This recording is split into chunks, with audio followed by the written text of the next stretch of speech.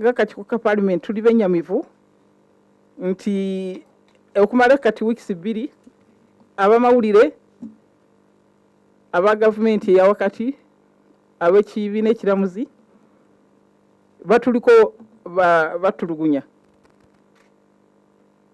naye nga emirimu gyaffe tugikola nga tusinzira mu constitution era newunya nnyo nti abantu bonna beesibye ku bitundu ekisonga y'obuwumbi 10 ng'ate sente nnyingi zetuyisa wano naye teri azirondoola teri azirondoola kati njagadde okubasomerako esente zetwayisa nga zitambula n'ezo obuwumbi 10. Buli district eya Uganda yafuna obukadde 165 buli district zi 135 zonna zafuna obuwumbi 165. Lwaki teboogerako? Lwaki temwogera ku sente ez'omwe abamawulire? Ministries office ya president twaba obuwumbi 15 teyakyogerako. Office ya prime minister twaji obuwumbi 59 ogula emmere. Simanyi nti zezagula emmere envundu naye ekyo tekibakwatako.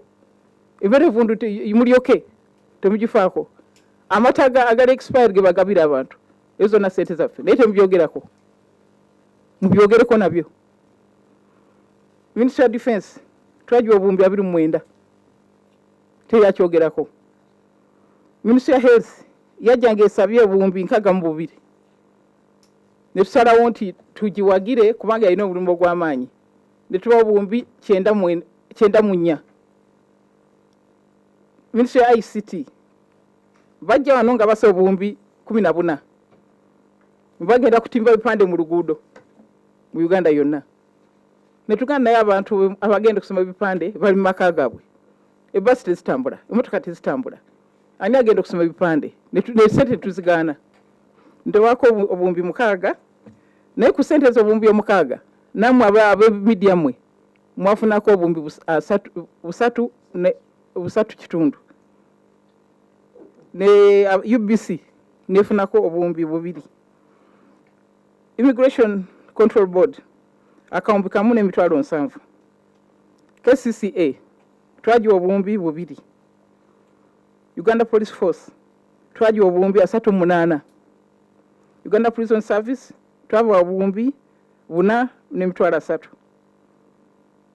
Eso bilioni 4.6. So nga bw'ŋŋambe sako district zonna milioni 165 buli district. Buli RDC yafuna milioni 55. 55 RDC atali mulonde naye temubyogerako.